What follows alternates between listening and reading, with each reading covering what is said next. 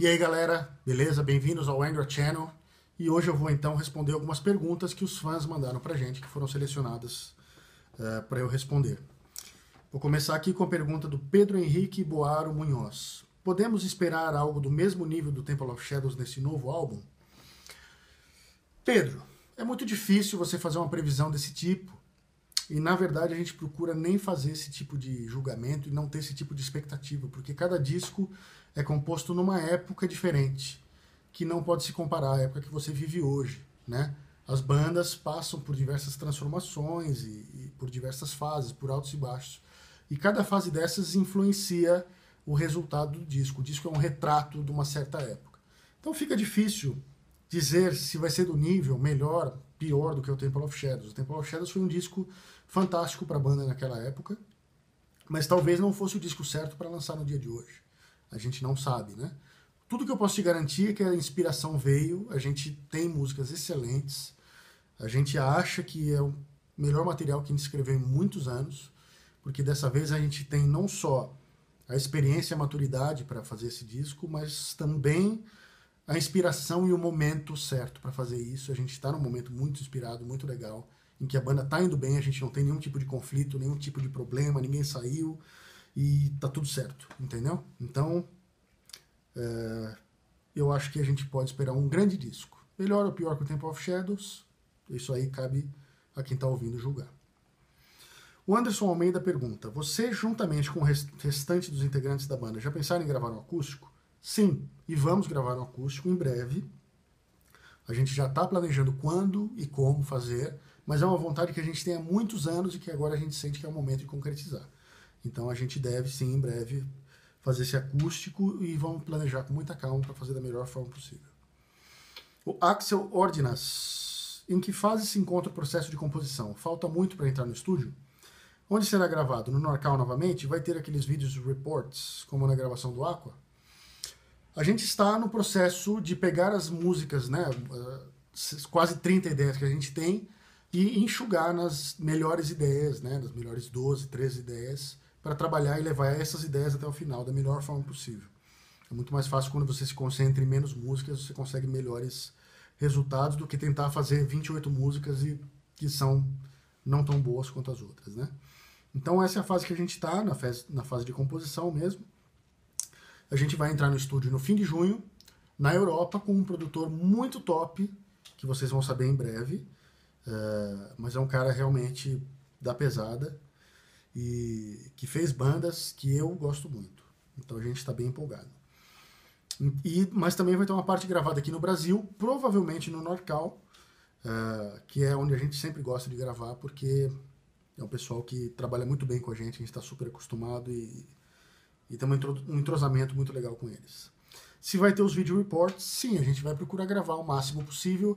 Quando a gente estiver na Europa vai ser um pouco mais complicado, porque a gente não vai ter a facilidade, como a gente tem aqui no Brasil, de ter o pessoal da Black Project gravando a gente o tempo inteiro. Mas a gente vai sim buscar registrar esse momento para lançar depois ou no canal do YouTube ou no DVD, a gente ainda não sabe. O Cláudio Vieira pergunta: seria possível vocês fazerem CDs da carreira do Angra em português? Eu gostaria muito que fosse possível, até porque muita gente não fala inglês e seria ótimo. Eu acho difícil, Cláudio, porque o inglês é uma língua universal e o Angra é uma banda que toca no mundo todo. Se a gente faz um disco só em português, ele vai ser um disco exclusivo para o mercado brasileiro e para alguns outros poucos mercados que aceitam esse tipo de coisa assim mais diferente, né? Como é o caso da França, que é um país bem aberto por esse tipo de experimentalismo étnico, esse tipo de coisa. Mas a gente procura sempre colocar trechos ou até músicas inteiras em português para justamente ter essa cara, essa raiz brasileira em tudo que o Angra faz. Então eu acho que isso é bem provável que aconteça no próximo disco. O Diego Kiyoshi Gonçalves Inagaki perguntou: como você se vale de elementos que não pertencem ao rock na hora de compor, por exemplo, dos ritmos afro e nordestinos, das harmonias eruditas? A gente procura sempre trazer esses elementos da forma mais natural possível. Como são elementos que estão realmente no nosso vocabulário, isso vem naturalmente. Eu acho que com o passar dos anos vem cada vez sendo mais natural, né? Ao passo que no começo do Angra você percebe bem escancarada essa coisa brasileira, assim, tipo, bem na cara, eu acho que isso foi ficando cada vez mais mais sutil e mais integrado com as composições mesmo. E a gente está sempre buscando isso, né? A naturalidade na hora de apresentar essas ideias, que a gente são de coisas que a gente realmente ouve e tem como influência, né? O Bruno Braga dos Santos pergunta: quais foram as suas inspirações para quando você entrou no Angra e gravou Rebirth? Bom, eu não vou falar de inspirações, eu acho que é melhor falar das minhas influências, né? Para ter gravado esse disco. Foi uma mistura de todo o trabalho que eu já tinha feito até então, das bandas, a maioria amadoras que eu tinha passado, até o Karma, que já era uma banda profissional, e até o Paul Di'Anno, que já era um cara de renome, né? Foi uma soma de todas essas experiências e da minha bagagem de estúdio, que não era tão grande na época, né? Mas muito mais que isso foi o aprendizado, especialmente com o Kiko e com o Rafael, que eram caras muito mais experientes que eu na época, e com o Dennis Ward, também o produtor que gravou esse disco, que foi uma escola muito grande para mim, e eu acho que eu posso falar de Felipe antes e depois do Rebirth, porque exigiu muito de mim como músico, e em vários sentidos, não só no sentido de tocar, mas também da presença nos ensaios, da participação em todo o processo e etc. Então, assim, foi uma avalanche de informações novas que veio para mim, e foi muito bom. Eu acho que cada disco que passa eu me torno um músico melhor, eu assim espero, né? O Lucas Belmont pergunta: com quantos anos você começou a tocar baixo? Quais foram suas maiores influências? Como aconteceu sua entrada no Angra? Lucas, eu vou contar algumas historinhas aqui para você agora, então. Eu comecei a tocar baixo aos 13 anos, porque existia um festival que ia acontecer na escola. Eu já tocava violão e tinha uma banda se formando que não precisava de mais um violão, precisava sim de um baixista. Como ninguém tocava baixo e eu tocava violão, os caras, né, inclusive meu amigo Marcelo Cortez, sugeriu que eu começasse a tocar baixo nessa banda então. E o que é engraçado, o Marcelo, ele era guitarrista dessa banda e hoje em dia ele é baixista do Biquíni Cavadão. Então você vê como o mundo dá voltas, né? E virou baixista também. Mas por causa dessa banda eu iniciei no baixo e foi um negócio fácil para mim, que eu peguei com muita facilidade. Eu tive acho que uma semana e meia para aprender a tocar baixo e fazer o show e ainda cantei, fui o vocalista do show. Então ali eu vi que tinha alguma coisa realmente especial e segui fazendo, tive muitas bandas. Depois, logo depois, assim, eu já estava tocando em várias bandas, né? Minhas maiores influências, cronologicamente falando, eu diria o Cliff Burton, do Metallica, né, que é tudo que eu ouvia na época. E os baixistas das bandas de metal, né, o David Ellefson, o Rex Brown do Pantera, e esses caras assim. E depois eu conheci o Malmsteen, que foi uma outra grande influência para mim, na maneira de tocar baixo, e pode ser estranho ouvir isso, né, mas o Malmsteen, ele grava os baixos, ele gravou, né, nos primeiros discos dele, muitos baixos, e tirar aquelas frases rápidas dele foi um desafio muito legal para mim na época, então foi uma grande influência. Aí teve o Billy Sheehan, né, que também mudou totalmente a minha visão do instrumento dentro de uma banda de rock. E depois eu comecei a ouvir os caras do Fusion e do jazz, como o Jaco Pastorius, Victor Wooten, John Patitucci, Alan Caron, Michael Merrin, o nosso mais experimental, mais New Age, e o Geddy Lee do Rush, e aí o Dream Theater foi outra coisa que eu ouvi bastante, tirei tudo deles naquela época, né? E foi assim, e até hoje eu conheço cada vez novos baixistas que vêm me influenciando na minha maneira de pensar e tocar. E agora uma outra historinha, como aconteceu sua entrada no Angra? Foi o seguinte, eu conhecia muita gente em comum com o Kiko e com o Rafael.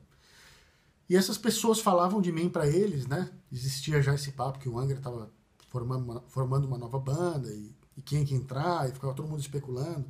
E aí um belo dia eu recebi na minha casa a ligação do Kiko, me chamando, falando que tinha ouvido falar bem de mim, de vários amigos, e me chamando para ir até a casa dele no dia seguinte para a gente fazer um som e conversar, né? E eu falei, bom, então tá, amanhã eu vou na casa do Kiko e vou tocar o quê, né? E aí então eu peguei e coloquei o disco, né, o Angels Cry, e fui tentar tocar Carry On, para chegar sabendo pelo menos alguma música do Angra, né? E eu percebi que lá pela metade da música eu não aguentava mais, meu braço tipo tava doendo, travando. Falei, pô, vou chegar amanhã passar vergonha na frente do Kiko, vai ser punk, né? E para minha sorte, o Kiko, como um músico esperto e inteligente que é, sabia que a questão não era velocidade, porque a velocidade é um negócio que você adquire, né? A velocidade não exige talento, não exige muita coisa, exige prática, é mais como um exercício físico do que propriamente musical, né? Então, a gente bateu muito papo, né? Foi a maior parte do nosso encontro, foi bater esse papo, e a gente tocou bem no final do papo, assim, ele colocou um playback de funk, e a gente ficou improvisando em cima, e ali já deu para ele ver como eu tocava, e etc. Rapidinho ele já percebeu se eu estava apto ou não para o cargo, né? E aconteceu um negócio muito, muito estranho mesmo, foi no dia seguinte, porque eu morava perto do Conservatório Souza Lima e estava indo para lá, e para ir para o Souza Lima eu ia a pé, né? E tinha que atravessar a Avenida Rebouças. E quando eu estava atravessando a Avenida Rebouças, estavam aqueles carros parados no farol, assim, e logo que eu fui atravessar, abriu o farol. E eu fui correr e teve um carro que veio para cima de mim e quase me atropelou. E quem que estava dirigindo o carro? Rafael Bittencourt. Então foi uma coincidência gigante que eu não sei explicar. Eu não acredito muito em coisas místicas, mas isso foi bem estranho. E, enfim, no dia seguinte eu recebi a ligação do Kiko dizendo que eu estava dentro da banda. E o resto é história. Porra, não tá atendendo. Acho que ele não quer te Meu ver. pai não me atende. Tô achando que vou pedir dinheiro. Pô, atende aí, pai, não é pra pedir dinheiro. E aí corta o cello, já entra o André ali, sem camisa, na cachoeira. Bons tempos, né, que a gente podia, todo mundo ficar sem camisa, assim, né. E a cachoeira, eu lembro bem desse dia, a gente foi uma